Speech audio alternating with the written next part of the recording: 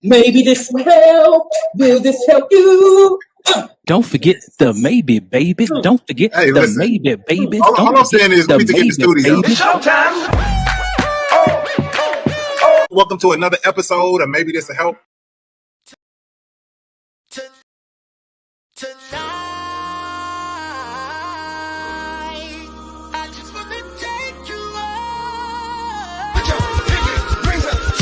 Don't forget the maybe, baby.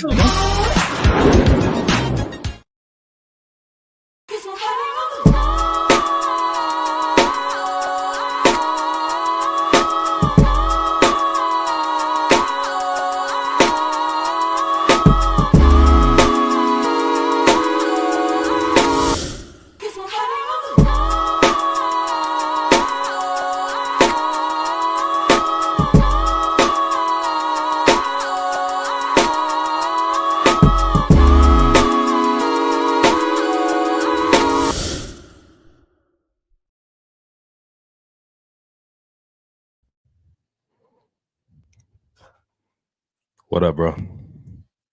What you came in with the Barry White? What up, bro? That's the best I can do. I've never been known for having a deep voice. I've never been known, but I'm gonna let you know me tonight. I tell you that. Well, not me. I don't want to know you. Ladies and gentlemen, welcome to another episode of Maybe This Will Help the podcast. We real heavy on the maybe. We heavy on the maybe. Gotta be. Because we maybe it'll traumatize. Who knows? Maybe it'll traumatize. We got something for you at the end of the podcast if it does that as well. Listen, it's give you that relationship talk that you can relate to. The good, the bad, the alimony. All those good things. Grab your favorite friend, your favorite snack, favorite drink. Sit down with us for about 2 hours and let's have these conversations. Just imagine, you know what I'm saying, sitting outside of the family picnic, sitting in the living room, you know what I'm saying, on a holiday, and just having conversations about things that matter to you in relationship, and everybody just sharing their 2 cents. If this show was called anything else besides Maybe This Will Help the podcast, it'd be called My 2 Cents. Right. That's a fact. Yeah, because that's all we're doing is giving our 2 cents. It may work for you, maybe not. Maybe so. If it does work for you, shoot us an email, let us know. If it doesn't work, you know, share some insight with us, something we don't know. We just on here sharing, man. We just on here sharing. That's it, man. What's up with you, bro?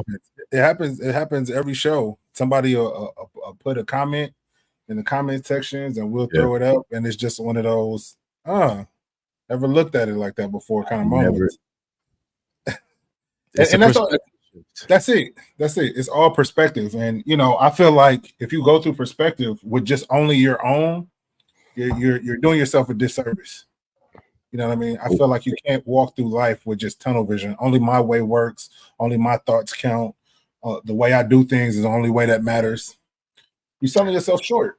I will say this, though. We can't entertain everybody's opinion, though. That's the truth. Let's start with that. The maybe fact for the day. You know, I was thinking like, man, we should have throughout the podcast, if we have a maybe moment.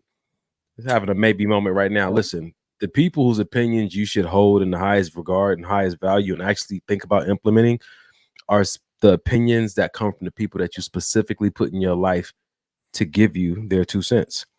Yeah, I know we hear stuff on YouTube. We hear stuff from people who are famous and known, write books and all that kind of stuff. Bring that back to your friend circle, because sometimes insight and guidance is good, generally speaking, but when it gets down to specifics of your calling, your personality, your partner, how you do life, it just doesn't flow as well. So it's always good to take those good things, bring them to your brainstorming team, your circle of friends that you trust, that know you, and you guys talk about that information. Like, yo, I wonder if that will work in my situation. That's the perspective that I believe really help benefit, because there's no shortage of opinions out there in the podcast world. We out here giving ours. Whatever we say, though, you know what I'm saying? Take it to your friends. Say, yo, this is what's circulating. It's so, man, our post that went viral. So many people talking about, I ain't healing. Like, if you still need healing, you don't need to be in a relationship. I'm not healing that part of you. And it may not work for some people. One person put on the post that this is only for people who are willing to love unconditionally. Some people put on the post is that this is for delusional people. Listen, if the shoe fit, then put it on and walk it out. You know what I'm saying? If it don't squeeze it and complain about it. Listen, it ain't for you. Right. That's a fact. That's a fact. And we've never came on here and said that, you know what I'm saying, what we're saying is gospel, or we're saying it's 100% truth, or whether what we're saying is this has been our truth in the past. These are the things that we've done to either work through it or something like that. We're not here trying to honestly, we're not here trying to change nobody's mind on nothing. I'm not out here trying to change anyone's mind. I'm just speaking my truth and what's worked for me and what hasn't worked for me. And I feel like that's what makes this podcast so dope. Like the transparent and honest energy that we try to give is like, you know, this will work for me. This may be what work for Donnie, and we don't always agree at the end of the day. It's like on the last podcast, I forget what it was, but we weren't even 100% in agreement. But it was like, okay, that's your walk, and this is my walk. That don't mean I'm wrong or you're wrong. It's just different. Dude, those are the most fun conversations, man. Because you stand to learn something great if you just learn how to be more open-minded, you know, in the right settings. Like that's a great skill to learn. Like you said, if you're narrow-minded walking through this life, yeah, you'll make it, you know what I'm saying? But you're gonna miss out on a lot of enjoyment and a lot of special surprises that could have been waiting for you. So that's my 2 cents, man. You want to check in, bro? Oh man, my check-in. What a week. Me and Jay started our couples therapy. Our first session was last week. I think it's gonna be good, man. I think it's, you know, as good as our relationship is, I know we still have things that we need to, you know, dig and get to the root of and really figure out. But it's one of those things I can appreciate our relationship because it's like we're willing to put in the work to preserve, to help flourish, to help water and grow the relationship. Not, oh, this is an issue you have, cool, I'm out, or I don't like that about you, cool, I'm out. You know what I mean? It's and this is what I feel like when people say relationships are hard or marriage is hard. I don't really feel like it's that. I feel like it's that the people sometimes don't want to put in the work that it takes to sometimes get over certain humps and get through certain things. You know what I mean? Some people want an easy relationship, and that's great. Some relationships are easy, but some relationships come with little trials, little tribulations that you may have to work your way through. And if you're not willing to put in that work, then all of a sudden, relationships is hard, marriage is hard. I say it like this. A lot of people who say that relationships are extremely hard, I always advise them in this regard. Maybe if you prepared better, it wouldn't have been so hard for you. I think that anything you aspire to do, anything you aspire to be a part of and be good at and enjoy while you're doing it, there's a necessary preparation that you must self-discipline yourself in. So that when you come to the table, your lack of either skill set, your lack of intention, your lack of training isn't the cause of it being so hard. Yeah. I think sometimes it's that simple. There are some other complexities that do exist about differences and learning how to do conflict resolution properly or other components, you know what I'm saying? Health issues and other stuff that was unforeseen that you couldn't control. But one thing that you are able to manage and start working on now, if you're looking to get into a relationship, is start working on your growth mindset. Start working on developing a healthy perspective of other people and what you expect of them. Start understanding what's your load to carry in a relationship, and that whatever your partner chooses to do, whether you're dating or marriage, whatever they choose to do is always voluntary. They're not your property. You don't own them, and they don't owe you nothing. Like these are things you can start preparing yourself to understand, so that when things happen, you have a very healthy perspective of, oh, this is happening because they didn't sign up for my dream come true. We both died to ourselves to create something new. Maybe it's so challenging because you're insisting on your way, and that's not what they signed up for, right? So that's something to think about. That's interesting you said that, because we also had a conversation. It was a joking kind of conversation we had this week, but it was something she was doing, and she was like, well, why did I got to do it? I said, well, you the admin in the relationship and I'm the labor. You know what I mean? Because it's that, you know, it's always been like that with us in our relationship. She's done the administration stuff and I've done the labor stuff. Not saying that those roles never change or can't change, but you know what I mean? Those are the roles that I feel like we excel in. Interesting. Is there ever, let me ask you a question, is there ever any room for those to swap? Oh yeah, all the time. Because sometimes I ain't got the labor part. Are Sometimes she you ain't got also? to Let have me me. ask you. So if it was, if it was potentially to swap for some random reason, have you Mhm. watched her closely enough to be able to sufficiently admin if needed? Yeah, I think so. I think so. And a lot of that is pretty much, oh, I know this is how she does things when she does it, and really paying attention and being a student, I feel like, of your partner. You know what I mean? Because Yeah. sometimes your partner might not even, you might come home and she might not even have it in her to tell me, I need you to do X, Y, Z. But that's where that knowing your partner is, okay, something's off. Let me get dinner tonight, or something's off. Let me make this call or set this appointment, or Yeah. something's off. Let me just bring in the trash cans for him because I know he had a, you know what I mean? Stuff like that. Stuff that if you really are a student of your partner will be easier to pick up on. Be a student and be present. Yeah. Start. Being present. Yeah. I think it's like when you come home, are you looking for opportunities to be a partner? I think sometimes, even like when we go to work, where this is not even work, this is just in life in general. You can't fulfill a role that you're not actively looking to fulfill. Like Right. if you go to work and you're going into work, but your focus is on responding to text messages and checking emails that are non-work related, you're in your role, but you're really not in your role. You're not present to your role.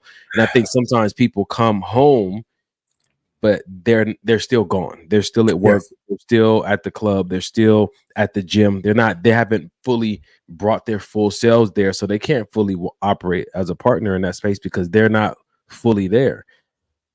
Yeah, that's And true. that can be problematic. That's all Yeah. I'm saying. No, I know it happens to us. I do it too, but 100%. 100%. We have to check ourselves and get into this monotonous day to day. I come home. We do a how was your day? But is it a really an engaged how was your day, or was it this is what we say to each other when we come home because it's nice? And I care about your day, but am I really asking to really get a gauge on how you feeling, or am I just asking because this is routine?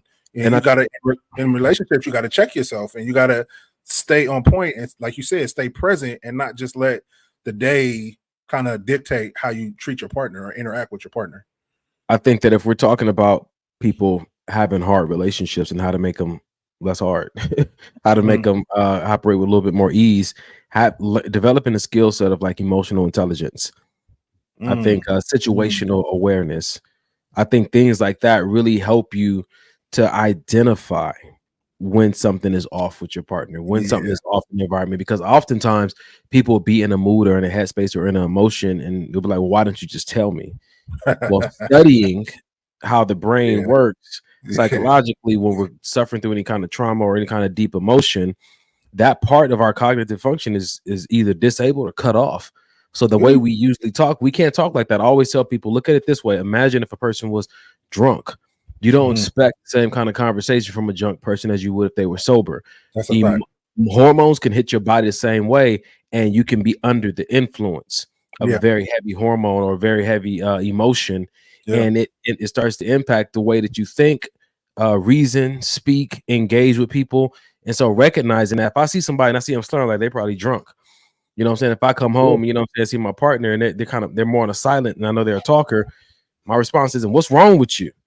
My response is like, oh, they probably dealing with something right now. So before I start asking a million questions, before I ask, is dinner ready? Before I ask, is we getting it in tonight? Before I start asking, did you do X, Y, and Z on the to-do list? Like, babe, have a seat. Let me hold you real quick. What's on your heart? What's on your mind? How you holding up today?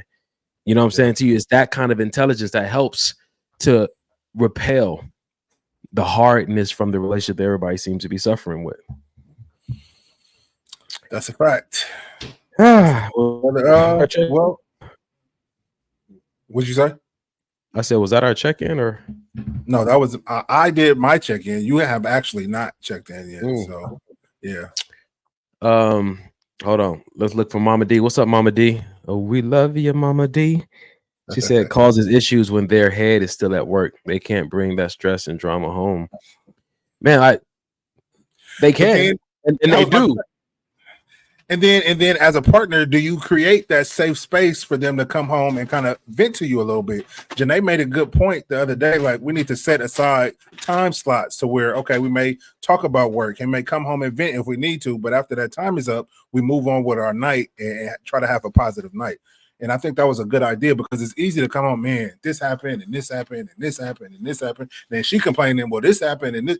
Okay, that's the environment we're starting to create for our night. Yeah. You know what I mean? So I think the space should be created for your partner to be able to kind of come home and vent and say what's on their mind if they had a bad day or whatnot. But I don't feel like it should be to the point to where it's affecting the environment. So this goes back to who you choose to marry anyway, who you choose to date. You know what I'm saying? If you are dating someone who on the date showed you that they were a complainer, like I had breakfast today with my mom and one of her friends that she's had forever. I've known him the whole time I was growing up, and he was talking to me about the traits you struggle with with your partner, like when you're dating them. Said in the marriage, they just get magnified. You know what I'm saying to you? So if they were a complainer on the first and second date, that doesn't go away because they get a new title. Like that, those kind of things, if going unchecked, if whatever you're doing consistently, you keep getting better at. And so they're level expert complainer, and you can't be mad at them for walking in the same spirit they've been walking in since you met them, just because now you want something different. Wow. But going back to what Sarah D said, like, they bring that stuff home. It's a shared responsibility to create that environment where it's peaceful, it's safe to talk about, or it's like, yo, let me just leave this at the door. You know what I'm saying to you? Whatever you guys agree upon, like it's not just all you just trying to. You can run a bubble bath, cook the meal, invite them to sit down and rub their feet, but that person still has to take responsibility over what they're going to focus on. That's a fact. And you can doll yourself up, bathe, put on the perfume, the dress he likes and everything. But if that man is struggling to see you in your true value because he doesn't think about you throughout the day, you can't dress yourself up enough to override his lack of setting himself up to see you. Like, I mean, premarital counseling, they said that man come home, all the woman gotta do is rub up against him, he in the mood. Easy work. They said that, well, with a woman, if you want to have sex that night, like, you got to start texting her as soon as you leave the house. Like, you got to be wooing her and sending her messages all day long. They said she like a crock pot. She a slow cooker. So you got to be sending, hey, I love you messages, and like, what you gonna, like, giving her that attention all day. And so by the time you get home, bing, she's good to go, right? And so a lot of that is our responsibility. If you're in a dating phase and you're really liking someone, you should have alarms set on your phone to check in on that person, to pray for that person, to think about that person. When you got downtime, you know what I'm saying? Like in my downtime, I have a specific album for me and my lady, and I'll just scroll through the album. What that does is it keeps me in remembrance of the things we've been doing and the fun that we've been having. And oh man, like, oh yeah, she's a lot of fun, man. Oh man, we had these great conversations. Like, oh, she's beautiful. Because if I don't tap in to these moments that we've created often, they will drift away.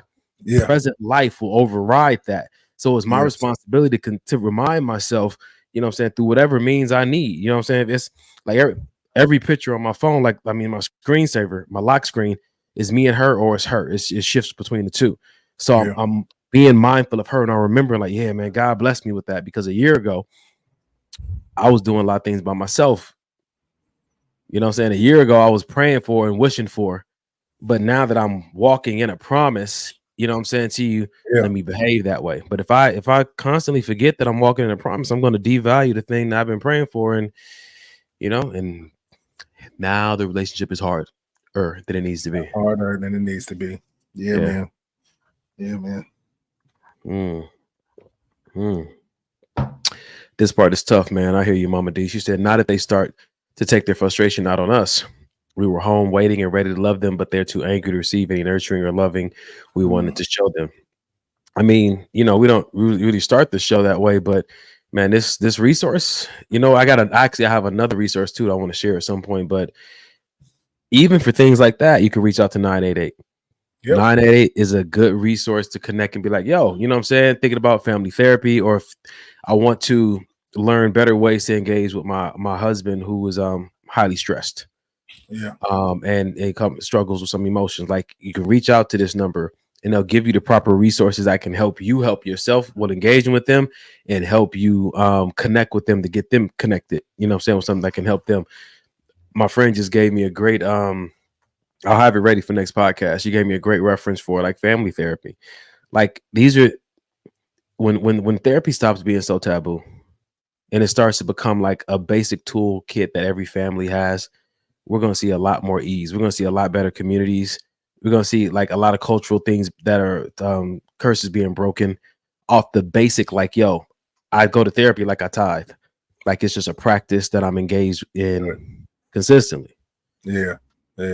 That's crazy because Denham already has, because I feel like because he's seen what therapy did for me and the way I talk about therapy and the way Jay talks about therapy. He when after our couples therapy the other day, he's like, well, when can I get back in? I want to get back in too. And he's been saying that for a few months now. So just for him at his age to understand the value and even the need, you know, for that tool is a good place to start. So because a lot of people, you know, especially with young children, oh, my child don't need therapy, or they just this years old, or they still young. They're kid. I hate when I hear kids are resilient. Yeah, they are, but that doesn't mean that they need the tools to be able to get over certain stressors, because kids have stress too. Kids go through things too. Even we may think it's small, but you know, a kid that goes to school with dirty shoes and gets picked on every day, that's doing something to them on a subconscious level that as a parent, you may think, oh, he'll get over it. That happened to me. I'm fine now. But you know what I mean? But is you? Yeah, but is you though? Serious. Yeah, man. So your check-in? Are we not? Yeah, I'll finish my check-in. Man, so me and my lady, we did finish premarital courses. We did finish our premarital courses. Shout out to us for finishing. Real low-key, I was nervous, man. My mom's friend told me today premarital counseling isn't intended to help you guys bond. That's good. That's really good. That's not the point of premarital counseling. He said if it's real good counselor, it's not intended to help you guys bond. It's more of an exfoliant. It's supposed to irritate you enough to bring things to the surface that you've hid very well because you weren't having certain conversations. Now there's the surface, and there's a moderator there helping you to, or showing you how to have a conversation about these things. Now you're getting answers that really help you verify if I do is the answer that you still want to give. So it's good, man. And I told you, man, you already know a few years ago, I went through premarital counseling in a different relationship and we didn't make it through because like he said, because it did what it was supposed to do. It exposed kinks in the armor, or the lack of integrity that you couldn't really. This was great. What you guys have is great for where you are, but you don't have what it takes to build a life together. And I think that if people stop looking at it like this person has to be toxic or poison, just what we have together isn't strong enough or isn't wide enough to build the vision that we both have, then that's what it means that, oh, this wouldn't work. Yeah, that's a fact. I like what EJ said. He said, happy wife, happy life. Nah, happy spouse, happy house goes for the both of us. And I agree with that. I've always that happy wife, happy whatever, however you say it, it's always kind of rubbed me the wrong way. Even though I'm the type of dude that, you know, if I got a queen at home, my wife, the person that I'm with, I want to do everything possible to add as much happiness to her life as possible. But I do. It goes both ways. You know what I'm saying? It can't just be the man just, I'm going to do everything I can and everything in my power and working itself to the bone and damn near driving itself crazy to do all these things, because eventually what will happen is the man will become resentful. Like, okay, I'm doing all this thing, but what am I getting? Like the video we showed last week of old girl on the cruise. She like, if you can't give me the wedding I want, then this shit over. And he like, what you mean? You marry me or you marry my wallet? Like, right. And you don't want your partner to ever feel like that. So it's very important to always realize, like, yeah, a happy wife is great, but a happy husband is also great. Man, and a happy God is the greatest. Come on now. Listen, speaking about that, being frustrated in your relationships and being frustrated in your marriage and want to call it quits. Last episode and the week before that, we were talking about divorce, and people were talking about prenups Yeah. We were talking about divorce and prenups, and people were like really against prenups. And I remember telling, what's the point? You don't trust your partner. And so I was having a great conversation about the purpose of prenups, right? And there was like, this is in place for, if the marriage was to fail, or if other things, it can be a safeguard against other things that you're working on temporarily, and you can dissolve of it. But they said that if you have so many questions about prenup, those questions should start in the questions you should have about the vows. They said that if a prenup isn't necessary, then neither are vows. Explain that. So they were saying to the effect that if you're telling me I'm making this vow that I promise to love, cherish, obey, are you telling me that this is what I can expect from you, and if you don't give me this, then it's a violation? Then we can break this off. We cannot do this.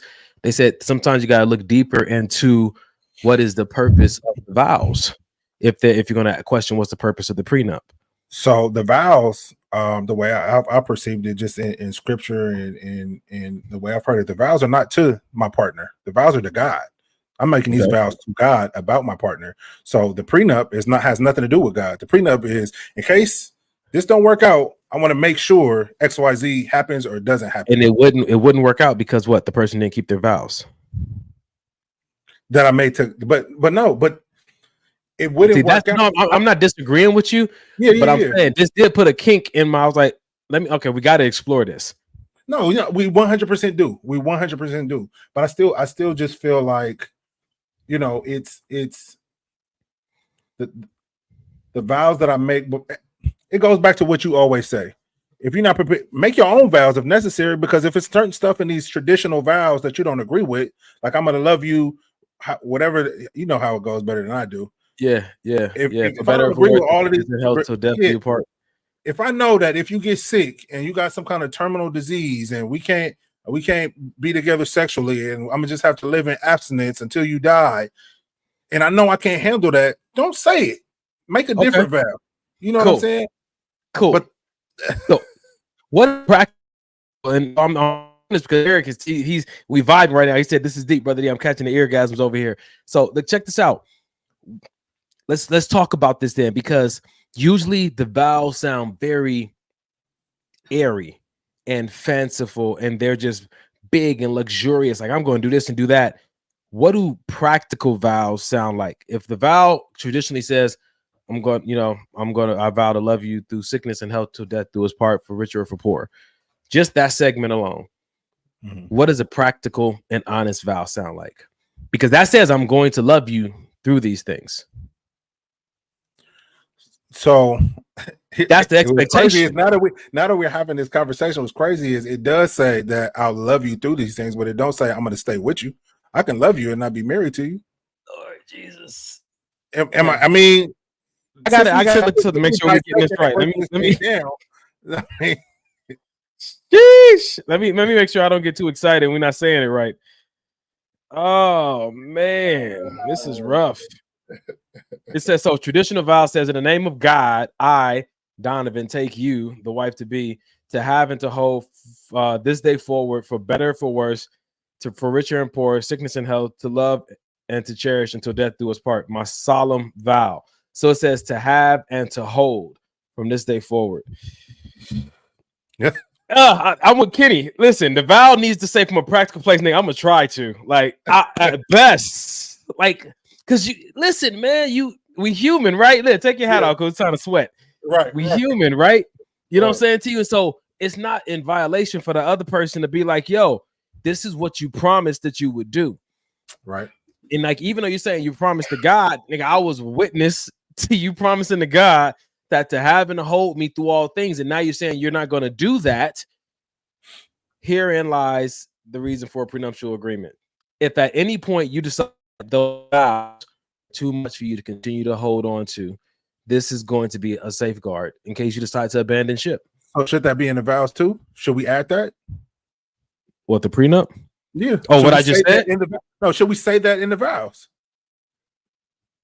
It's interesting. Now, because we got all the good stuff, but if this don't happen, I want you to know that you're gonna leave with what you came in with, and I'm gonna leave with what I came in with. So after my lady says these things to me, to having to hold to death to his partner, I'm gonna say, Beautiful. It's so beautiful. I'm say I love you. And in the event that you aren't able to, Listen, if we, why be half honest, right? Why be half honest? You know what I'm saying? Why? and in the event that you're unable to keep these vows, I will show grace. That's my vow, right? And then she comes back to me. And in the event that you decide one day not to show me grace, I'm going to show you grace. And then I come back to her. And in the event, and so I think that this goes back and forth, because what we're saying is that my hope is that I rise to every level of a spouse that's needed for this marriage to flourish. Which is great. I need to make sure that we both know and understand in the vows that we're not married. I don't even want to say angels, because they fail. I want to make sure we're saying, like, what am I actually committing to, baby? I love you today. And my hope and prayer is that every day I work with God on learning how to love myself better, you better, him better. That is my dedication. On days where I'm missing it, understand that it's still my heart posture. And on days where it doesn't look like I'm trying, it's still my heart posture. So call it what it really is, because that's the reason why some people end up being upset and frustrated and butthurt, because you promised. That's it. That's it. And to me, before you, and this is why premarital counseling is so important, because to me, going back to that video that we saw at the end of the last week's show, you know what I mean? We gotta get to the bottom of what it's take, because she was like, you told me you promised me you would take care of me. What does that actually look like? Yeah. Because for him, he could have been like, well, I didn't know taking care of you meant spending $50,000 on a trip or it was over. I thought that just meant, you know what I mean? Maybe some bills, maybe shelter, maybe, you know, because a lot of these people are agreeing to these vows, not even knowing what they really agree. It sounds good. It's beautiful. I'm in tears. She looks so beautiful. He looks so handsome. Oh my God, the day is perfect. And then you get home and then they holding you to the standard that you don't even know you're being held to. I'm going to tell you just like this, bro. Divorce happens mostly because people aren't discussing the fine print. Yeah, buddy. People are not unpacking the details of the vows. I feel like this is why divorce is happening. Usually it's two people, like you see people who were once in love, now they're in divorce court or they're with their lawyers and they can't even look at each other. Yeah. That's deeper than you didn't keep your vows. I'm offended at something you did. Why am I so offended? Part of that is my responsibility, because we didn't take time in our love space to really unpack and deal with the reality of like, yo, what happens if there's days that you don't love me? How do we navigate that? You know what I'm saying? What happens if, you know, these vows you want to make that, you know, you just decide to not keep them one day? What do we do in that space? And I don't feel like that's what premarital counseling, though some of good premarital counseling has you address those questions. Now, you and your partner in that premarital counseling and choose not to dig into the details of those things, that you're doing yourself a disservice. Some people don't want to talk about it because it's taboo. I don't want to mention it. I don't want to think about it. Stop thinking about, I don't want to bring up the word divorce, and simply say, let's talk about the details of our commitment. Yep. I think that's good. I think, you know, Mom said that sounds like a great vow. I promise to try. Yeah. It's my heart posture. Yeah. Because at the end of the day, we all human, right? I mean, and it's some things. Beginning for me. At the beginning of the day, I wake up human. so listen, at some point, everything though can't be a try. It's some things you do because you know that's what you're supposed to do. You don't do because you know that's what you're not supposed to do.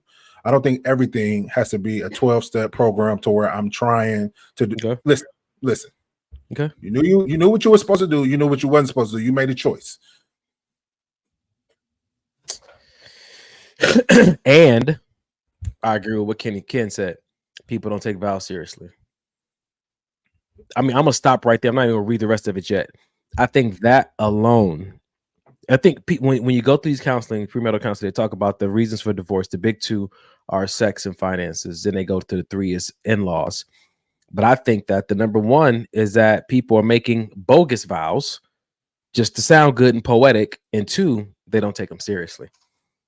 I think those are the reasons people are so offended, that they believe that divorce is not only the only option, divorce is the only divorce is, I want to call it like the only acceptable penalty to what that person just did. I think that sometimes people are choosing divorce as a way of punishing that person for what they did. That's how offensive it was to them. And again, going back to it, a lot of that is on you though. 100%. 100%. I also feel like people go into marriage knowing that if it don't work out, I just get a divorce and do it all over again. And that's why I told y'all, like you said, I believe in it. I believe that divorce is real. I believe that people are exercising it. I also believe that it exists in such a high rate. And they talk about it, you know, in certain environments, certain religious structures or whatnot, because too many topics are taboo. Let me tell you what I the premarital counsel I just went through, and I love the group that I went through it with. They said that one of the main reasons for divorce is sex. And then they said also that sex is a taboo topic that we have to be careful to talk around prior to marriage. And I said, if it's the number one or number two reason for divorce, how can it still be a justifiable taboo topic that people aren't willing to discuss? Maybe that's the reason. And they're like, you're right. And so we kind of dove into it and started having these conversations. I love the lady and the man. Well, actually, it's like 2 or 3 couples that were leading our premarital counseling. They separated the men from the women, and we went and had some real honest, raw conversations. You know what I'm saying to you? And I think that that's what's necessary, because the reason sometimes these discussions have so much power to break up a marriage is because so much of it is in the dark. We're not discussing it in public forums in a way that people can get informed. Outside of in a public forum, we're not even discussing it with each other. We're not discussing it with our own partners. Man. We got people getting married with deep, dark secrets and issues and trauma and all this stuff, and we're not even opening up to our own partners about it, or we're not getting the help that we need, like EJ said, to try to even unpack some of the baggage before we even get into the marriage. And to me, that's pretty damn selfish. That's not, to me, that don't sound like love. If I'm willing, I'm gonna hide all this because I don't want her to know I love her so much. I don't want her to leave me. So I'm gonna hide all of this stuff. I'm gonna pretend to be this type of person, and then I'm gonna marry her and make her fall in love with me, and hopefully I can get this stuff together. Like, come on, man. Listen, this is why you need the right moderators and guides to help you in your pre-part, right? The pre-part of marriage. Like, I'm telling you, the group that I was with, man, we were discussing anal sex. We were discussing masturbation. We were discussing sex toys.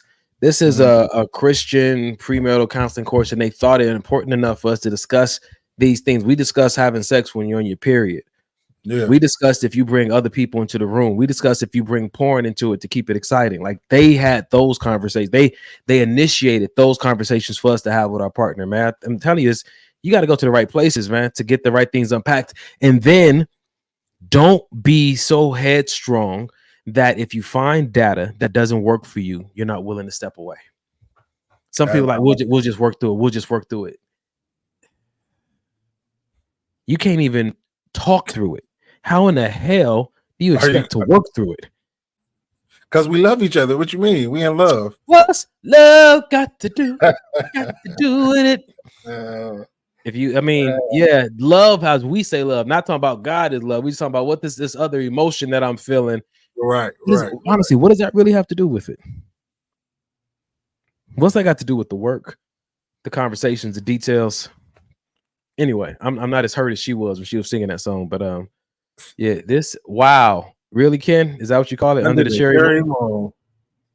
I can't stand this nigga here. KD. You know. Listen, don't be back there playing with the devil's penny. I'll tell you that right now. That's ain't no catch up on the taco. Wow. Yeah, we should probably start the show at some at some point. Yeah. At 8:45. All right, man. That's a legit topic, though. Real talk. I think that my mom even said it, like, 2 things we need to continue to discuss is that divorce conversation, which I'm happy we got a chance to dive into, and what she said, no deposit, no discussion about dating. Since you ain't about what you bring to the table. And for those of you who weren't here, our discussion started with talking about like entrepreneurially. We don't have discussions with potential clients until there's a deposit put down. Deposit lets me know that you're serious. Yeah. We talked about how can you bring that into the dating space? What must a person show up with to help you see that this person is serious? This is somebody I should take serious. Is there anything you can bring, say, or showcase in the beginning that will be like, okay, yeah, this is not going to be a waste of my time because this deposit is non-refundable. Some people said, yeah, you got to bring something of true value and make an exchange.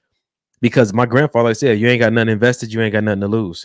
You know what I'm saying? If I can just date you for free, if I can just show up and just spend time with you, you know, off a word, off of some good chemistry, off of some good flirting, I'm about to get access to your most valuable asset, which is time. Ain't no requirement for me to get that. Give me all of it. Misused. Fill me up with all your time because I ain't got to do nothing. I ain't got to provide nothing, prove nothing, give you nothing in return. Sometimes we need to have no deposit, no discussion. Yeah. We got nothing to discuss. You know what I'm saying to you? I think you're interested. It's a lot of people. Listen, I'm a life coach.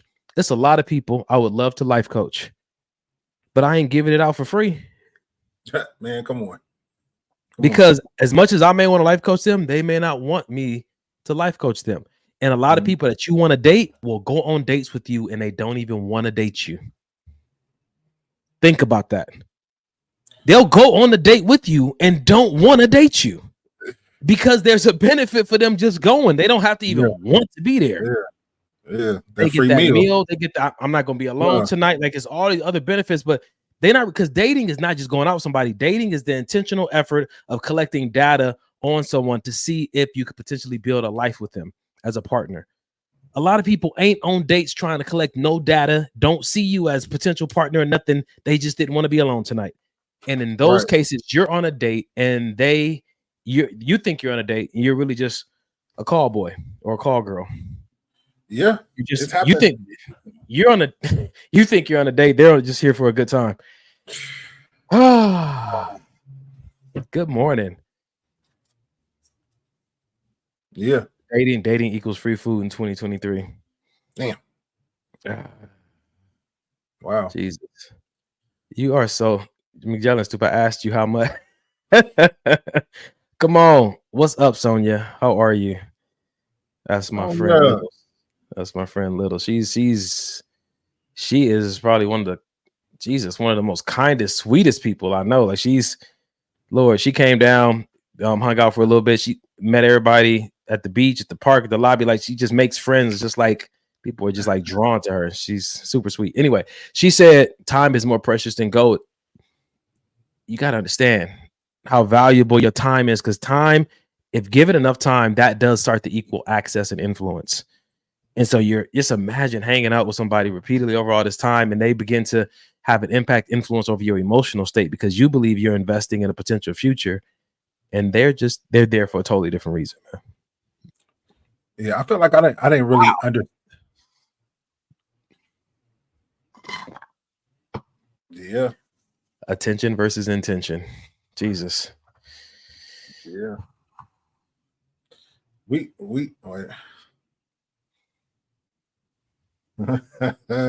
Oh, let's put this up. My mom said some guys will meet you and have a 1 drink limit, not spending money until it's established we're dating. You know what? I got the perfect video for this, bro. You ready? Let's get it. Yeah, let's get it. Listen, this is how we're gonna start the show tonight with a video. Finally, listen to this. A healed man won't chase you.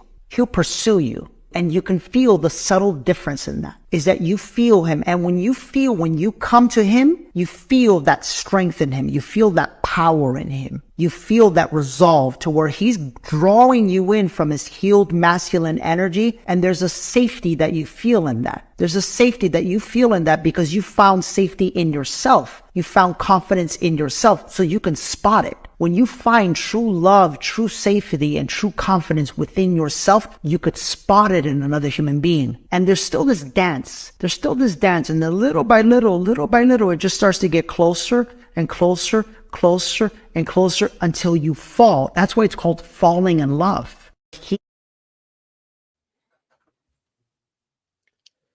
Oh, from the gate. Yeah. So you think that healed men out here chasing, huh? So I mean, see, and this is what I mean about being careful what we listen to, because it sounds good and he sounds very intelligent and it's all, it gives you the feels and everything. But at the end of the day, I was the most unhealed person ever, making women believe that I was healed. Like, I wasn't chasing because I was in the mindset I ain't have to chase you. I already know you coming to me. Like, I can blink and you'll be over here, like, with no problem. It was never a need for me to chase. I wasn't healed. I just knew the type of guy I was and what I could get out of any given situation. Let me ask you a know what I question. Were there certain women that you targeted because you knew that they weren't healed? In some cases, yes. In some cases, yes, but it didn't matter. you know what I mean? Even the healed women couldn't recognize the unhealed part in you. 100%. Sheesh, that's rough. Well, the master of the arts. No, but I'm just saying though, like it was I just can't really vibe with that video because I know the type of guy that I used to be, and I know maybe he's right, but you don't got to be healed in order to get that same kind of reaction out of a woman. Ken said, I was raised not to stress, no dress. Not even a summer dress, bro. Who raised you? Because that's good. What Shaolin monk did you? Or a pimp. It was either a pimp or maybe it was a Shaolin pimp. I don't know.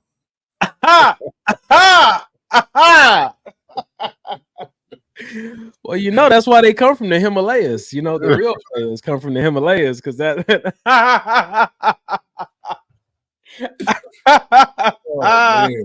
Yo, that sounds like Gary is definitely a pimp from the Himalayas. That fits his MO. Yikes. All right. Yeah, so that was just my take on it. Man.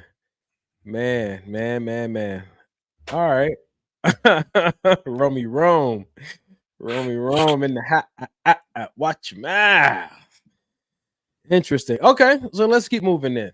You know what I'm saying? Let's discuss this one. Oh, you got something? No, I wanted to hear your take. Oh, on the video? Well, see, you destroyed everything I was believing.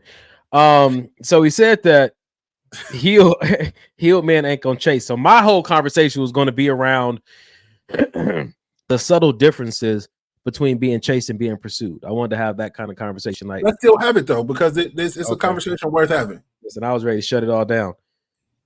What do you think is the most significant verification that a man is pursuing you, not chasing you? I don't feel like a man should ever pursue me. So don't know what type of show you think this is, but it ain't that type of show. Is there anybody who wants to come on and participate in a live relationship podcast with me? I found myself without partner on this show, without willing participant. Is this unruly Negro here? Nigga, come on. You understand what I'm let me use my literal words. You're right. That you know what, this is my bad. Did you say literal? Literal? Did you just say literal? Literal. Oh, okay. This nigga. Do you want to be offended tonight? Looking for it, huh? All right, what you say to me, nigga?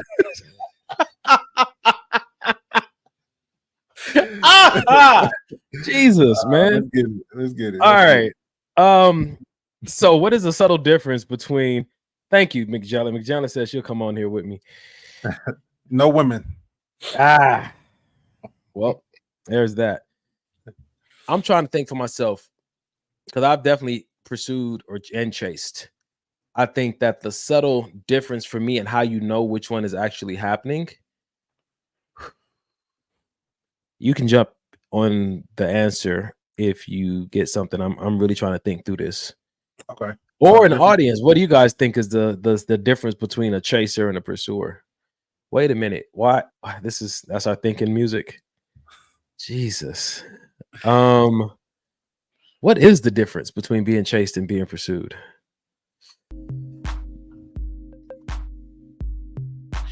I feel like when I hear That music is hilarious. I feel like when I hear chased, I'm running from something. Like how you see in scary movies when they're being chased, they're usually running from whatever is chasing them. You see what I'm What's saying? the difference in the man though, his behavior? When I hear chase, I feel like it tends to be a little bit more aggressive when I'm chasing as opposed to when I'm pursuing. You know, pursuing to me sounds like I'm really trying to get to know you. Like I'm not just all of a sudden or off top trying to get in the sheets or off top just, you know, with the foolishness. I'm really like trying to get to know you, trying to understand the type of person you are, this and that. Or even trying to understand what it is you want, because you may not want to be chased or pursued. All right, so check this out. This is good. We're gonna break it down to what is on a first date. How do you know if you're being chased or being pursued? Ali said that in my mind, chase equals sexual in nature, pursued equals my character and intellectual discussion. Ken said that chase is sex, pursued is long term. So on a first date, you can verify if a man is chasing or pursuing based on the questions that he's asking, based on the conversations he's initiating,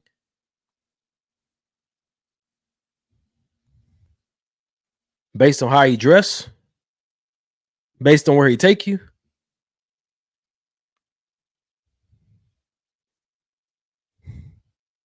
It's a good things to think about.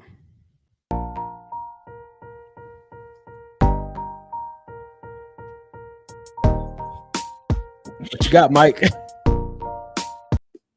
I'm waiting for you, the audience, to jump in on this one because so Ali says she knows in the first 60 seconds, but for the men, how do we know if we're chasing or pursuing? I feel like the chase for me is dang, that is good. Sheesh. Yeah, man. Oh, you know, when you hear, oh, no thanks, I'm not interested right now, or I don't want to be in a relationship, or that I'm not looking for anything right now, but yeah, you keep going after it in hopes that you'll either wear her down or she'll come around, or nah, I know she's saying that, but yada yada yada. Again, I think the pursuing is where, you know, you hear that answer, you're like, okay, cool. I'll take a step back. If you ever change your mind, it is what it is. You know what I'm saying? I think the pursuing is just not as aggressive, not as like pretty much ignoring what she wants. I'm chasing you because you what I want. Forget if you want me or not. Forget if you really want to be chased or pursued. I'm going to chase you because this is something that I want to do. I got something. Maybe even more selfish. I got something. Pravina said, what's up, dude? She said, can we go a bit deeper? How does race, religion, backgrounds, credit score, etc. decide who pursue? Oh, she said it. She wrote it again. Let me, yeah. Decide who pursue. Let's answer the first question first, though. This is what I'm thinking, though, bro. I'm thinking that when you're being pursued, or when I've been pursuing someone, the questions I asked were around things like why things. Actually, no, I have it in my phone. I have the actual questions in my phone. Go ahead while I find them. Yeah, why you looking for that? So it says here, a pursuit is more of a longer term. Some people pursue a career, which may mean years of learning. A chase is a burst of speed to catch something as quickly as possible. I'm gonna chase you down real quick. I'm a, you know what I mean? So I know that I'm chasing and not pursuing if I'm lacking patience. Yeah, I'm not talking about how the woman knows. We're not talking about her. We're talking about for our brothers. How do we know? Yeah. If I'm not operating from a place of patience, I'm chasing. I'm not pursuing. Maybe. But that's what I said. You're being aggressive with it. You're not even trying to understand the type of person that she is, or understand if she even wants to be pursued. You just, this is what I want. I want it right now, so I'm gonna go after it. Okay. So here we go. These are some questions that I had that I came up with while I was praying. And I feel like these are good identifiers between if I'm chasing someone or if I'm pursuing. I ask questions like these. Why would I give my valuable loyalty to you? what do you believe leave and cleave means? What does relationship what does a relationship until marriage look like to you? Were you trained to handle responsibilities that come with being someone's partner? Why would a man need or benefit from being with you? The reason I feel like these are pursuer questions is because they're requiring they're presenting the person with an opportunity to showcase why they see value in you. I think that a chaser sees value and that's all they care about is what they want. I think a pursuer needs to understand and see that you want in return and why you want in return. Does that make sense? Yeah, that's what I said. Okay. Yeah, that makes perfect sense. So men, if everything you're doing, what you're buying, where you're going on a date and all that stuff if your effort is to just please her and try to make her feel swooned and try to make her feel loved and feel wanted and feel chosen, and none of your plans has anything to do with verifying if she's into you, you might be chasing and not pursuing. A great part of dating someone is you mutually gaining an understanding, hopefully an understanding of how much this person values you or how much they want to learn about you.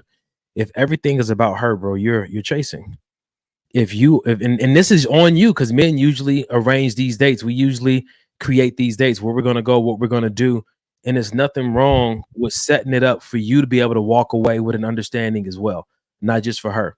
Not just opening yourself up to answer a whole bunch of questions and make her feel safe and comfortable, but presenting an opportunity for you to feel that safety and feel that eagerness and that intention from her as well.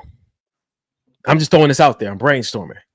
No, yeah, and not even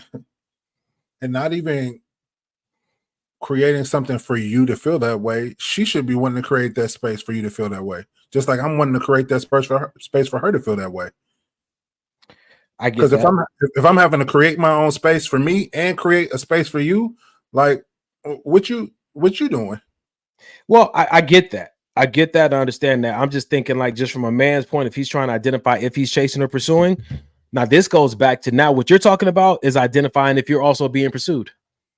But let's ask this question. Women out there, not even for the men, women, do you believe it's appropriate for a woman to pursue a man? Flat out.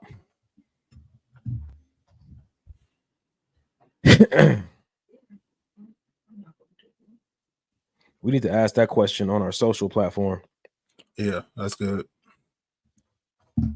Okay, so you said what?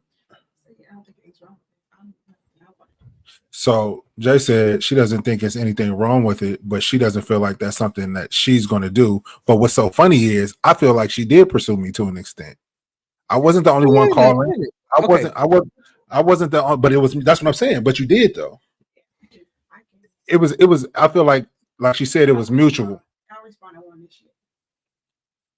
Like she said, it wasn't a one-sided thing. Like I only pursued her, but her initial response was no, not something she would want to do. But I feel like sometimes women think when they hear pursue, that means, oh, I'm asking him on dates. I'm checking up on him. But at the end of the day, that was done in my relationship.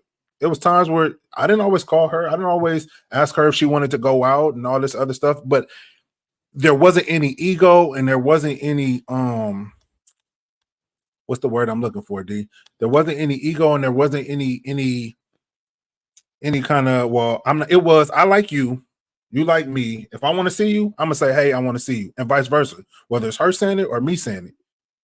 Because I think what happens is we get stuck in these gender roles and what society has said is okay to do and not do, and then we end up missing out sometimes. So the woman will sit there mad, he ain't called me in 3 weeks and I wanted to see him and I wanted to, well, why you didn't hit him up and say that? Yeah, you missing out. You sitting over there looking silly. Or the dude is like, oh yeah, well, I got this rule. I'm not gonna hit her up. I know I just met her, so I'm not gonna hit her up for. You talking about weeks. The high school 3-day rule before you can call? What are we doing? Listen. Me and Janae met on a Friday. That Saturday we went out on the date. Like I'm not wait. What am I wait for? I want to see you like right now. I know you just left. I want to see you right now. There's a self-sabotaging I'm gonna come back to that. Let me stay in this vein. We asked the question, is it appropriate for women to pursue as well? Amber said either way. Aisha said no. Ali said something interesting. She said initiate if he's shy, but pursue, not sure. I like this right here. Jay said, I'm the responder to the initiator. I can match your pursuit. And then that's what it was. Ken said, that never made sense to me. Let's talk about it. Let's talk about it because I hear you say what happened to you, Mike. You got a daughter, right? You're going to have a daughter, you have a little girl, whatnot. Would you advise her in the dating arena to pursue the guy that she's interested in? Advise her to pursue. I'd say basically just like Jay said, I wouldn't suggest that you be the initiator, but if he's pursuing you and you, like I just said, the example, if he's pursuing you and it's a situation where, you know what I mean, you want to see him, it's nothing wrong with saying, hey, I was wondering if you wanted to get together tonight, go out to eat, go to a movie. I don't see nothing wrong with that. Is there something wrong with saying, listen, I got 2 tickets to Rooftop Cinemas. They showing Purple Rain. Will you be my date? No, not at all. That is not at all. And that's a form of pursuing. So let me ask you, what are some equivalents, right? Because in the relationship that I'm in, right, the first date I took flowers. What's the equivalent? What does a woman bring on the first date that is symbolic as flowers? Yeah, flowers for me, because I like flowers. Nigga, bring me flowers. This is interesting. I'm interested in this though, because I feel like, you know, I've heard women say, like, you know, all these men out here, they want to be, they you know, they look a certain kind of way because they want to be pursued. Yeah. And then they looked at like, oh, they okay. Let me see. I want to hear some Bible talk. Bible says, be fruitful and multiply, chase. Who decided men should pursue? I think that, from my understanding, it stemmed from a man who finds a wife finds a good thing, right? It gives off the idea, that the man should be this one out there looking. Yeah. Oh, nah, bro. Listen, kid. So kid said, I think most women don't like to pursue because it makes them feel vulnerable. Nigga, makes everybody feel vulnerable. A pursuer is vulnerable. And I think that's what women have been taught. You sit back, the man should chase you, girl. You got what you know what I mean? Girl, the woman has what the man needs. You know, that whole philosophy, but that's what's really being pushed. All right, bro. Look, I shouldn't have to go and pursue no man. Okay, well, you're also single. Nobody has to pursue anybody. See, this is the thing. This is why I like my relationship, right? She consistently reminds us that nobody owes anybody anything. I like Bibles, but flowers are good. Nigga, bring in Bibles. Just bring you a Bible. Don't you already have one of those? She's like, yep. And I got flowers too. And I want more. I ain't gonna bring you a whole Bible. I'm gonna bring you a sheet out. I'm gonna rip a sheet out. That's that Songs of Solomon sheet. Make it look like a flower. All right. So Jay said the real question is, should a woman propose? If she wants to. That's where I stand.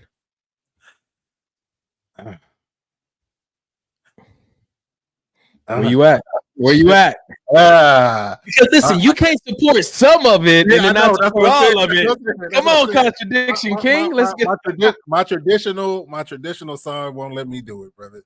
I don't know what, because to me that's always been something that I've not saying that that's just always been something, whether it's culture has taught me, whether it's whatever, that's always been something I've looked forward to getting down on one knee. That's always been something that I've romanticized, if you will. You know what I mean? And it's probably because what I was taught, what I've seen, what everybody has always seen.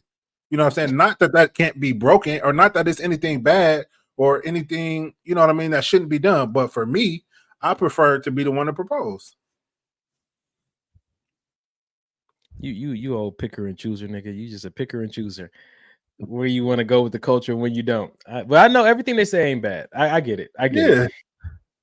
So the question is, like Jay asked, where'd the question go that quick? How many comments we got in here? She said the real question is, should a woman propose? Should she is different from can she? Should she? I don't think I don't think I want to bring should into the conversation for either party. I think that the unique situation that you and that person have will reveal who is best suited for. I'm just gonna leave it at that. I know that's gonna ruffle feathers, especially in the Christian world, but I like that though. But that's legit. That's legit because I mean, at the end of the day, it's up to the couple, right? if we got a couple and she want to propose to him, it's still beautiful. It's still somebody saying, "Hey, I love you this much." It ain't none of y'all business anyway. Hello.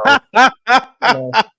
Come on, She man. ain't asked y'all to marry her. She asked him. Come on, man. And whatever they do from there on forward is their business. I think Jim Jones' wife. Oh yeah, Jim Jones' wife proposed to him, and it was dope. Like, more power to you. So my thing is this: when I hear women say, well, I would never. I think for me that's a red flag and it's a turnoff for me.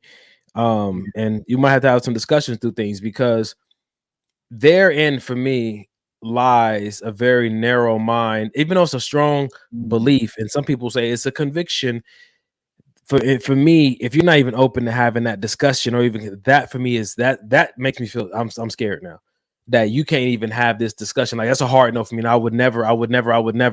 And I love to look at those situations and talk to those people about their lives and how many times they've done things they never thought they would do, and why is it not even open for this to be one of those things? Because God moves in mysterious ways, and when we use never, I've seen people plenty of times have to eat those never words. Yeah. And I think that it's best just to at least have the conversation and be like, well, here's why I would prefer for it to be a man. But to be like, I would never, that's problematic to me. So do you think it's safe to say that in going into a relationship, going into a marriage, that you shouldn't have a closed mind about anything? Everything should be at least able to be a topic of discussion, at least? No, I'm not saying that. I'm saying that if your mind is closed about something, then the reason for it being closed should be pretty solid. Okay, got you. It should be pretty solid. It shouldn't just be, well, I just don't believe in that. I don't think that. Like, well, explain to me how you came to this place of like, not, never, not, man, not, dollar, no, not me. Sheesh. Like, that's a big statement. I want to know. No, man, it is. Tell me the path that got you to take that strong of a stance. Yeah, that's wild. And most people ain't got that. It's just, honestly, at the root of it, it's just that, oh, it's not what I want. That's what it comes down to. Yeah. It just comes down to that's not what I want. And that's teetering on the line of entitlement. That's teetering on the line of inappropriate expectations. That's teetering on the line of you're living in this headspace that this is all about your dreams coming true, your fantasy. Mm-hmm. That's all. That's facts. Oh, all right. Yeah, I got it. You want to run it after halftime? Yeah, that's cool. All right, ladies and gentlemen, thank you guys. Yeah, Ken said it right. And Ken been married for 120 years. He said, you better not have a closed mind in the marriage. That's facts. Because your partner going to come with some far out stuff you never thought that you would. And you got to at least be able to talk about it. If we can't talk about it, like, what are we doing? Like, if I tell you like this. Go ahead. I'm going to tell you like this. The premarital counseling, premarital courses are going to spark certain conversations. And even though my lady and I are done, we committed to continuing to dive into the part because it kind of goes for kind of fast. So there's still conversations that are still pending. You ain't married until you married. You can go through the classes, you can do the proposal, you can plan everything. But until y'all is married, there are still conversations that could be had. That could move you in a different direction. And some people will act like that conversation didn't just happen, that disagreement didn't just happen, that red flag didn't just show up because they're already in the planning phases. Yeah. You're about to hurt yourself. Yep. What they say at church, somebody needed to hear it. That was for somebody. Right. Yeah. Conversation. Yeah. That's good. Indeed. Halftime. Take it away, bro. Ladies and gentlemen, this is the time where we like to give you guys a chance to go over to our social pages. That's Facebook, YouTube, Instagram. Maybe this will help the podcast. If you guys are not following us, please go do so. Like, share. If you guys have any what do you call them? Videos, any posts, any memes you may see, kind of dealing on the stuff that we deal with as far as relationships, whether it be friendships, romance, whatever the case may be. DM us that stuff on our Maybe There's a Hope page on IG, because that's the one I think that we check the most, and we'll definitely try to get it on the show. What else? Any small businesses that you guys may have, that you have yourself or that you know of, a homegirl, a homeboy, you know what I mean? Feel free to shoot that to us too, and we'll try to get it up on here and promote, because we're all about promoting businesses. It don't even have to be small, but if it's yours or if you know the other person, you want to promote it, let us know. And it's free. It's free publicity, right? Free marketing. Yes, sir. Yes, sir. And when we do it, it looks a little something like this. Hit it. No. Oh. Here comes So when we promote a small business on here, or we promote why is it a different one every week? What are you doing? You are a creep.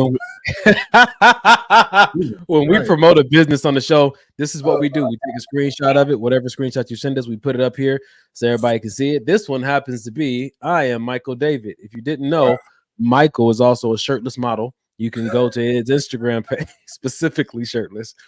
He went and got a shirt tattooed on him. That's the best he can do. Yeah, like if you're looking for somebody to wear rockier clothing, real talk, if you're a brand and you're looking for somebody who is 6'6", and what are your favorite features? Has a smooth forehead. This might be the guy that forehead for sure. For sure. If you got clothes, glasses, apparel, go to his page and see how he rocks that stuff. If you're looking to suit men up and have them, understand that it's not the clothes, it's the man who wears the clothes, all that kind of stuff they say, he might be your guy. So go over, DM him. He'll let you know his rates. You know what I'm saying? Throw your apparel on him. Because I mean, hell, you know what I'm saying to you, when people see Mike and stuff, they see Mike, they're already attracted to, like, yo, he's like a walking billboard. Just imagine your clothing, your style, your whatever being on him. You're just getting to be a part of that conversation that he has to have everywhere he goes, because you can't miss him. Call him M66.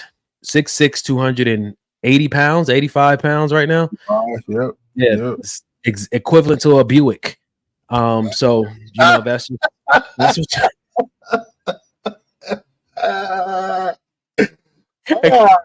man, you were doing so good. You were doing so well. Man, I was like, man, I'm gonna have to buy my brother a coffee this week, boy. Golly, you were doing so well. Man, you tried. Man. I can appreciate the effort for sure. I can appreciate that. Let me say this though, man. We are it's been a while since we had anybody donate. So we say it every week, but we getting pretty low on funds. So if you don't see us for a few weeks, it's your fault. $5 can go a long way. If you can go over to the Cash App, $ maybe this will help. $1, $2, whatever it is. I tell you like this, like we say, can you give change on Cash App? Can you give change on Cash App? Hey, no, listen, no deposit, no discussion. We ain't gonna be in here discussing nothing because we can't afford to stay online. And it's not that we can't just put our own money up. It's the fact that we're doing this for our generation, and we're doing this for our culture. We're doing this for our community. So this is crowd funded. Me and Mike can have these conversations by ourselves. As we do for free. But if you want to continue to be a part of it, man, just donate to the cause. And the cause is because y'all nosy and y'all want to know this stuff. So we thank you so much for tapping in tonight. You're about to get into the second half of the show. Yes, a Buick. If you see Mike in person, you'll understand what I'm talking about. All right. Strap a baby seat to this nigga's shoulder. All right. If y'all ready to start this.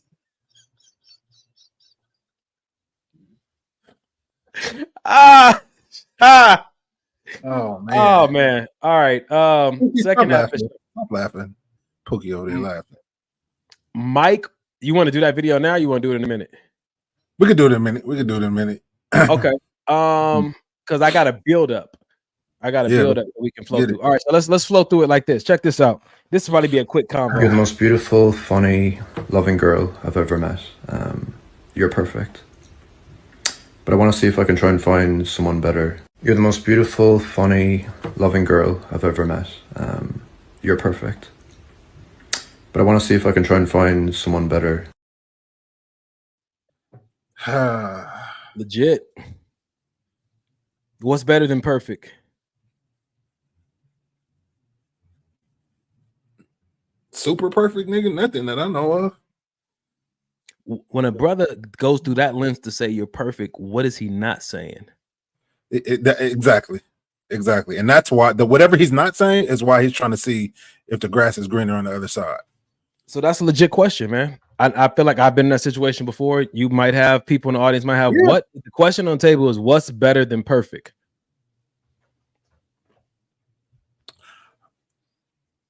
I think so. I've been in situations where it was, you're a great girl. You know what I mean? You have great qualities. Any man would be happy to be with you, but it was something missing that maybe I needed, specifically to me. Maybe no other man on the planet may need this specific thing, but I need it. Therefore, I need to find the person that has it to give it to me. And it ain't you. It's not because it's you. It's nothing wrong with you. You just don't have that specific thing I need. You're perfect, but you don't compliment me well. You can be perfect and not compliment me well for what I'm trying to do. Yeah. You can be perfect and not be partner material. Because I feel like the compliments he gave her was on the way that she's made herself and who she appears to be, and that's great for her as an individual. Yes. But something is different. It's a different requirement for a partner. Yes. Possibly. Yes. Possibly. I'm throwing it out there. No, yeah. Wow. So Pookie said, you're perfect, but you're missing my requirements. Yeah, as an individual. That's good. That's good. And that's okay. That's okay. That'll preach. Because the question is, how are you going to receive that? Are you going to say, oh, it must be something wrong with me, you must be cheating, you must be out there doing this and that, and you know what I mean? Because have you ever been in a situation where a girl was like, or a young lady was like, you know what, Donnie, you cool, but I just feel like it's somebody out there that's better for me? This nigga said no. Wow. Who said no? Oh, I thought that's what you was. Oh, you been in this situation before? Few faces popped up. I like what Jay said. You're perfect, but I'm not attracted to you. When you were talking, what was going through my head was you're perfectly suited for this vacation I want to go on.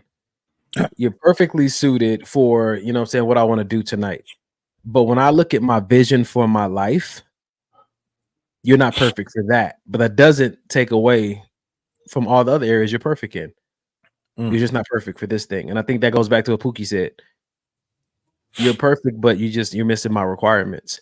So if you're missing my requirements, that doesn't make you unperfect. That just makes us uncompatible. Uncompatible, maybe. Yeah. And so the video said that that's what it's like dating in 2023. And I think that for me, I agree with that. Because I think that people are getting in this time and age are getting to a place of understanding more deeply what it is they need to have the kind of life that they want. And I think that people don't value looks the way they used to. They don't value even integrity and character the way they used to. People are looking for their specific need. I need somebody that has this quality. It doesn't even matter if the culture doesn't value this quality. I do. And I think that we're living in a time and age when people are really understanding what really moves them. And that is what that's what they're holding out for. And I feel like that's a good thing, because I feel like, back in the day with our grandparents, great grandparents, it was the woman, you could cook, you could have children, cool. You're a provider, you know what I mean? You have a decent job, you bring home the bacon, cool. And that's all that was needed. And a lot of them times, they may have stayed together forever, but they may have been sleeping in separate rooms. They may have, it became a business deal. Like, this is good for business. You do the cooking, I bring home the bacon. Love you too. But now it's like, nah, I got to have more than that. I got to have more than, and I don't think that there's necessarily anything wrong with that. Like, I want a girl to be shaped this way. If that's what you want, brother, go get her. If that's what okay, if she's not shaped like this, then I might have to step out and find a girl that then get what you feel like you need to get for yourself. When you take into the consideration that life can be, in some instances, very brief for some people. Yeah. And if you think about, the amount of time that you may or may not have, who do you want to spend that kind of time with? And I think that it goes down to, like, there are certain preferences. People have certain preferences and requirements because of their purpose and their calling in life from God. Other people is because of the kind of life and the quality of life they want to have. And so you can be perfect on paper, which means that you can look like the perfect person and check all the boxes that people in premarital counseling and your mentors say that the person needs to have this. But if that X factor is missing, they're going to keep looking. Yeah. Buddy.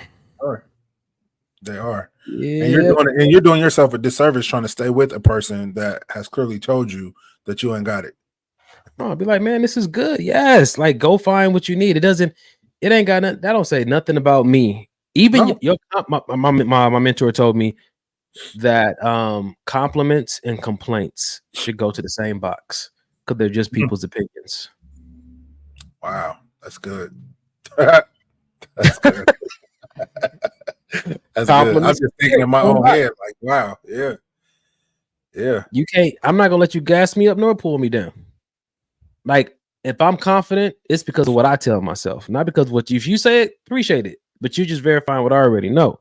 Come on, man. You know what I'm saying? If you're trying to talk me down, I got repellent for that because I know who I am. So whatever you're saying, I'm always identifying it as your opinion, and you're entitled to it. All right. So we're going on this dating stream right now. So that was the first one. How about this one? Stuff that's outdated. You taking me to a restaurant for the first few dates is very outdated. If we're just meeting up, I don't want to go to the movies. I don't want to go to a restaurant. I don't want to do any of these things as a first date because that's not me getting to know you.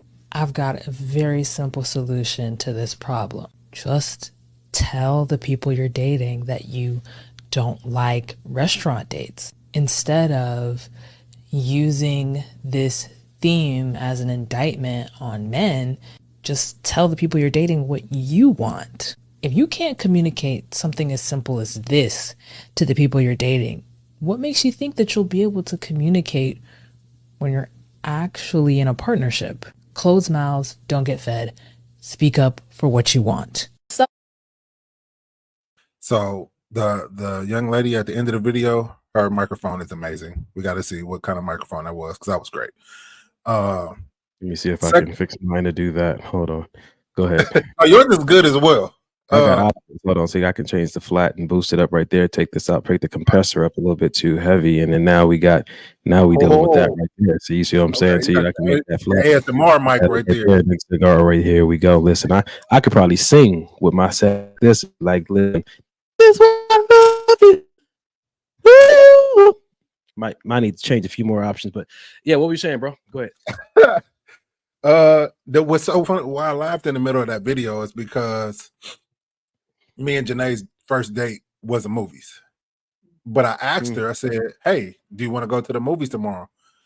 That was her chance. Like the young lady said at the end, that's your chance to say, nah, because I can't get to know you at the movies. But what we did was we went to the movies, and then after the movies, we sat outside the movie theater and talked for like 4 hours. You know what I mean? So we got our entertainment. We got our kind of like a little icebreaker, kind of, you know what I mean? And then after that, we were able to, okay, I've been with you for 2 hours in the movies. We had a good time. We laughed, whatever. Now I'm kind of more comfortable with you. Now we can have the more in-depth conversations that we may need to have. So we sat in the movie for 2 hours. You let me put my hand on your knee. So what's popping? That's kind of what direction this. Don't want to talk about it. It's private. Go ahead. My bad. None of my business.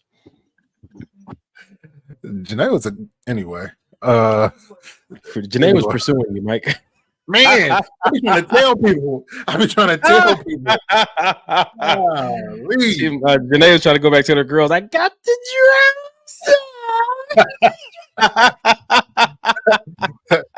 Golly. DTG. Oh, DTD. yeah, I think that I used to be like you, like, no, like a date, movies is not a good date thing, but it does offer a certain kind of icebreaker, an initiator. That movie could be an initiator, some great conversations to see, and even sitting next to somebody, like it can be, if you know how to read energy or try to fill out chemistry and whatnot, like that can be very telling if you can read that kind of room. Yeah, for sure. And again, it's I do feel like the guy should ask, hey, I was thinking about going to a movie or going to dinner. What do you think about that? Are you cool with that? Or do you have anything else you would rather do? You know what I mean? Because at the end of the day, women always want the man, especially on first dates, to be, just be spontaneous and don't ask me. Just okay, but then if I do what I think is cool or fun for me, because I don't know you, it's our first date. I don't know what you like. I don't know what you don't like. So if I do what I feel is cool and it backfires, then it's like the first lady said on the video, like, I can't talk to you. We can't have any good conversation. All of that is this old school or whatever the case may be. Yeah. I just feel like just ask questions. Like nobody wants to ask questions. Like it's okay. I don't know you. So no, I'm not gonna be spontaneous because I don't know you. What is my spontaneity going to do for you? Yeah. Because I may plan this whole romantic vibe and all this great stuff, and that may be a turn off for you. You know, So it's interesting, the things that trigger people. Sometimes your kindness and intentional behavior can trigger someone. I've heard this often, that people. What?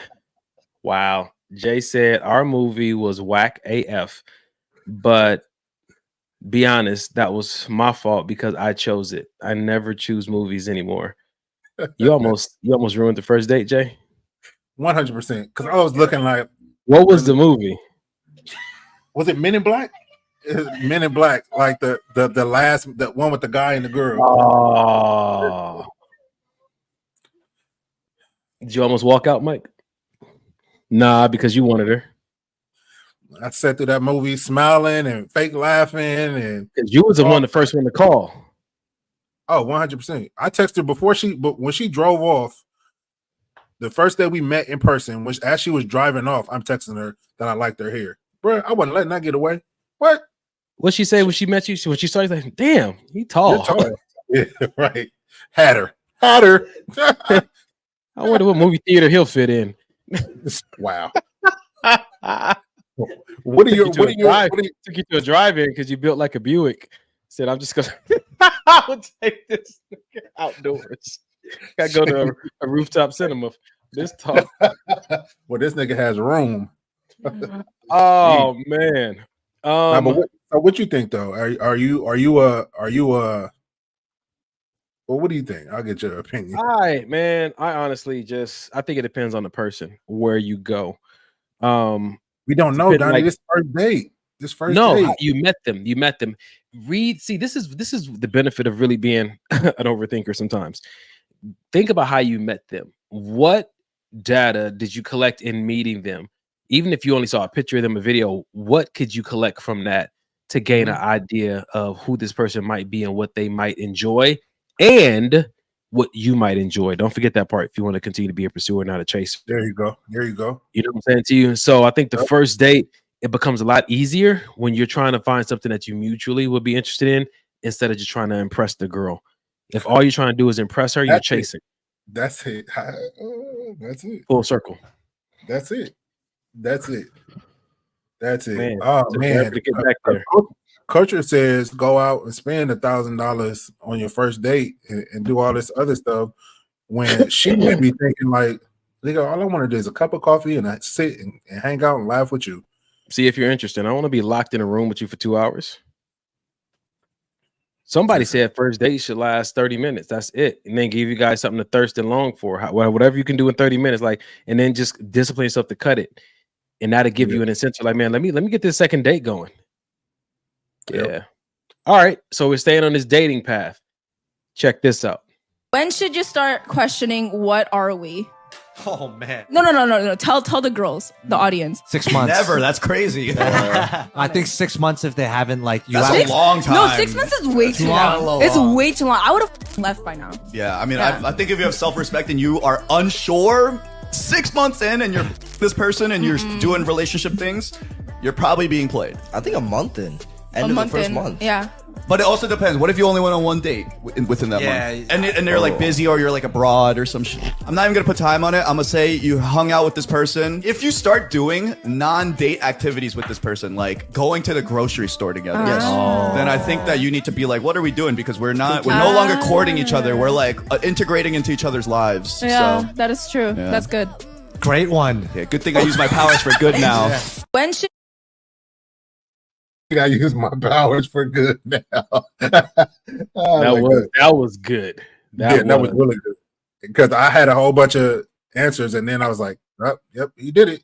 That's it. That's the only way." What are we now? Like that is predicated on something significant is shifted by how we're doing us that we need to identify.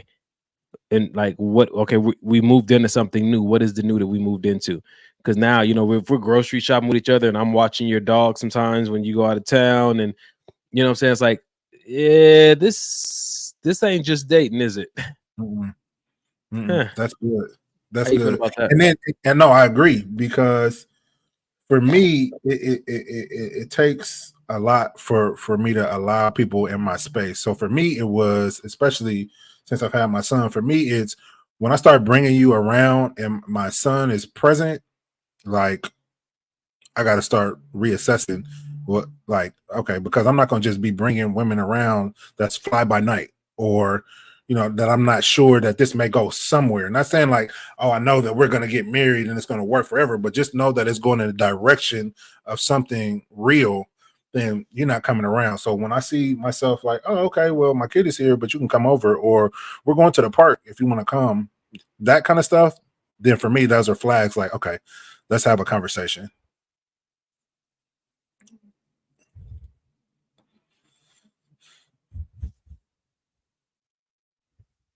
Yeah, I was saying something inappropriate anyway. That's cool. Cool. All right. So what is it for you? For me, I think the safest way to answer that is whenever you start wondering. Whenever you start wondering, what are we now? You should start asking, because if not, that question gets heavy real quick, unexpressed. Bruh. That question will start. If you sit that in your head and only talk to your homegirls or your homeboys about it, or only talk to yourself about it, it's going to start altering how you move, how much you call back, how you respond. Your energy is going to shift because you got a question that you need to ask and you won't ask it, and you're not giving a relationship a fair chance. You're not giving the opportunity a fair chance.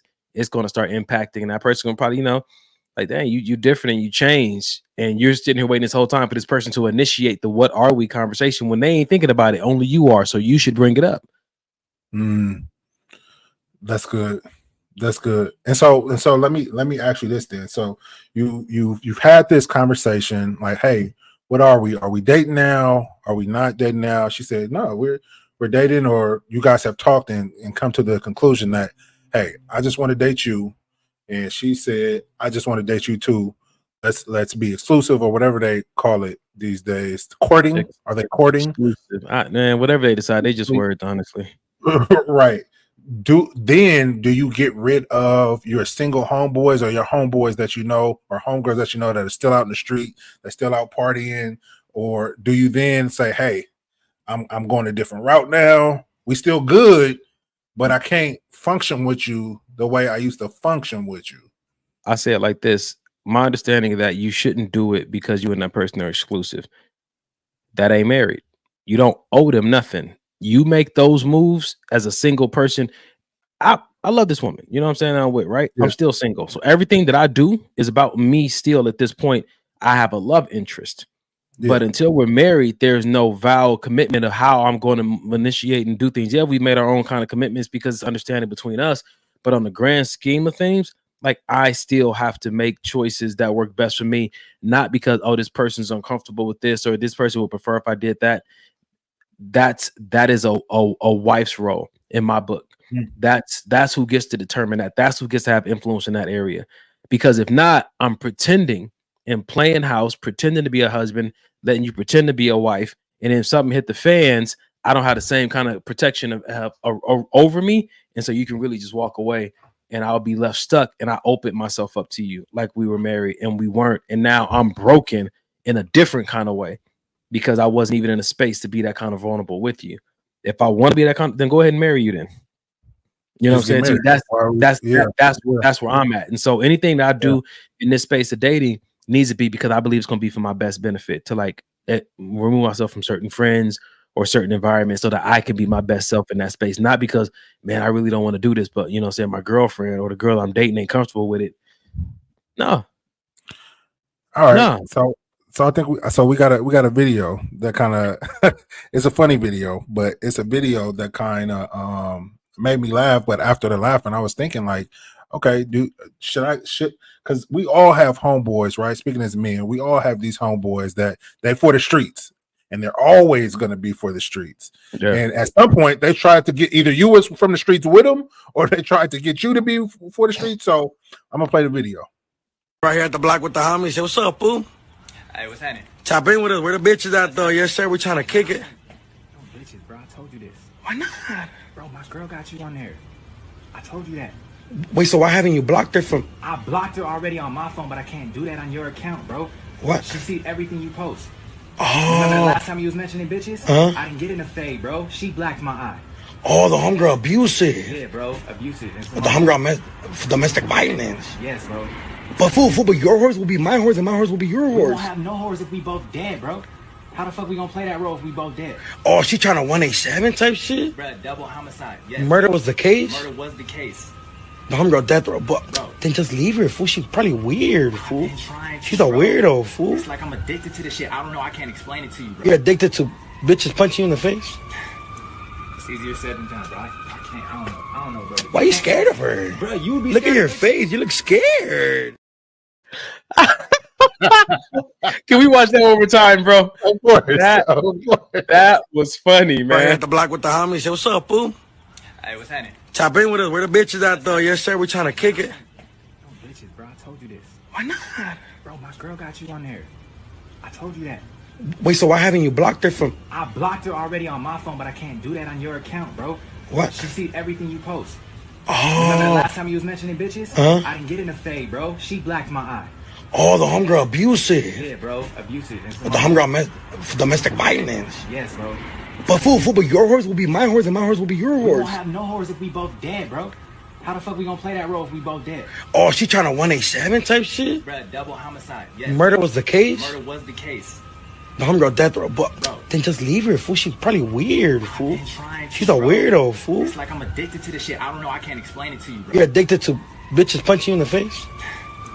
It's easier said than done, bro. I can't. I don't know, bro. Why are you scared of her? Bro, you would be Look at your face. You look scared.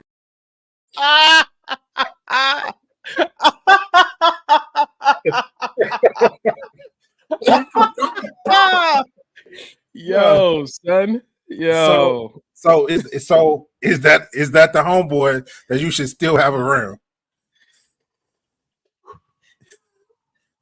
Tap in. Where the bitches at? So how about this? How about this? Let's not just dismiss somebody based on one of their characteristics. Is it possible that this brother brings other benefits? That's just an area of improvement he needs to work on. Clearly, I feel like that's legit his homeboy. You know what I'm saying? They probably been rocking together since before he got with old girl. But now is my man giving him solid advice though? Why won't you leave weird? Hey man, it's harder. It's easier said than done. Domestic violence. It's easier said than done, fool. But that's so sometimes I feel like legit. That's sometimes how we feel. Like we love her, we want to be with her, and all this stuff. But and maybe people are saying just leave her. It's not that easy all the time, right? Have you ever been in a situation? So have you ever been in a situation where you knew you shouldn't have been with this chick, But it's just like it's something, whether it's sex, whether it's the type of person she is, whether it's the things that you guys have been through as a couple, where it wasn't easy to just be like, deuces, I'm out, because I know this. I'm gonna say this, I'm gonna stand on this. It's easy if you actually wanted that. When people are talking to you about it, you be yesing them like, yeah, I know, I get it. No, you don't. You don't want to. If you wanted to, it'd be easy. You don't want to, but you want them to think that you want to, but in reality, you don't want to. You like that. You love it. And it ain't like you fighting it. You are really into that. I can attest to that. You can be with someone who's toxic, and that toxic complements your insecurities, and you want it. We can get off this subject now. This is not where I thought this was going to go. This is not where I thought this was going to go. Golly. Listen, right. That's some real talk. When you want to make your friends believe, like, yeah, I know, I just want to believe her. I want to leave her. I would leave her, but I can't. It's not, because when you are insecure and you're not trying to address it, people's toxic traits caress and shelter and they complement your insecurity in a very unique way. And I don't think we're always aware of that, which is why we don't have the desire to walk away or leave. No matter how much wise advice we get, what we're not saying is that this toxic behavior is benefiting me in a way that I can't even explain to you, which is why my moves here and my stay here doesn't make sense to you. And sometimes it don't make sense to us. And I'm speaking from a person that was in some wild stuff and and still really can't pinpoint to this day. Why did you stay? Why didn't you, if it was getting out of control, if it was getting abusive, if it was getting toxic, all this other stuff, why then would you allow myself to stay in this situation when everybody around you saw it, and you saw it eventually, and then you still, you know what I'm saying? I got an answer for you. You ready?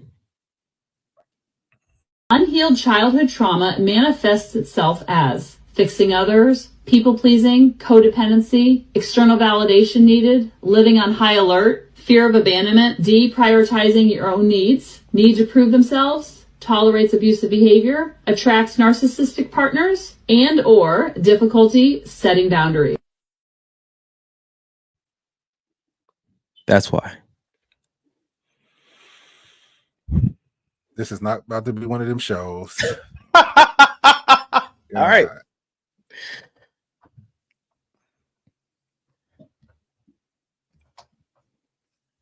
Damn. That was almost every single box check. That's wild. Yeah, buddy. That's wild. All right. Man. I can turn the page. I can hit the corner if you want to. No, we can stay there and run the video back. Unhealed childhood trauma manifests itself as fixing others, people-pleasing, codependency, external validation needed, living on high alert, fear of abandonment, deprioritizing your own needs, need to prove themselves, tolerates abusive behavior, attracts narcissistic partners, and or difficulty setting boundaries. So what's crazy about it is that the relationship initially started off, because I think I've shared this before, and I think that you could relate to this as being a fixer or seeing a project, taking that project going like, I can help fix you. Maybe not in those exact words, but the underlying thing was, I can help. I can help you. I can fix you.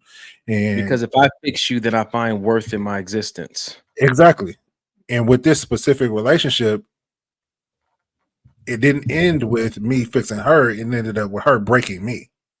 You know what I mean? And so that, I forget how the saying goes, but basically, you know, if we got good and evil and you guys are in partnership, only one of two things can happen.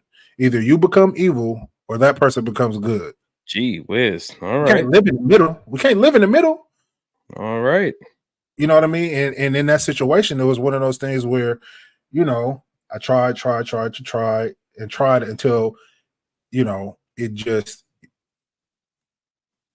you know, you just got tired of trying, and then that trying ended up with just giving up, and you win type of thing. You know what I'm saying? And so with all that, all those other things that she mentioned, literally every box, I'm just looking back into the relationship, every box was checked, and it became a thing to where literally my sister had to come out here and get me from the house. Like, I grabbed whatever stuff I could grab, and she literally came and got me from the house, and we came back to LA, and I came and stayed with my dad, because it was just like I wasn't gonna do it on my own. Like, we're in the car driving back, and in my head I'm like, you know, or even out loud, take me back.